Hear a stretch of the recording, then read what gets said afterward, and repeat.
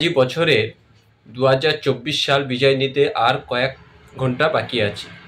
এখন বাংলা এবং বাঙালির কাছে বর্ষসেরা কিছু উপহার আছে। যেমন বর্ষসেরা মিথ্যুক খবর পরিবেশনকারী সংস্থার নাম হলো এবিপি আনন্দ।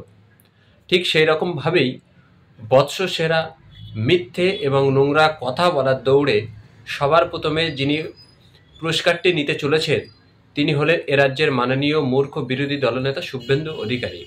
ঠিক তেমনই বর্ষসেরা হকারবাজ বা সার্কাস মিডিয়া পার্সন হিসাবে যদি কারোর নাম বলতে হয়, বাংলা বাঙালির তরফ থেকে ময়ূক রঞ্জন ঘোষ নামক অপদার্থকে বর্ষসেরা সার্কাস এবং খবর পরিবেশন জোকার বলা যায় ময়ূক রঞ্জন ঘোষকে।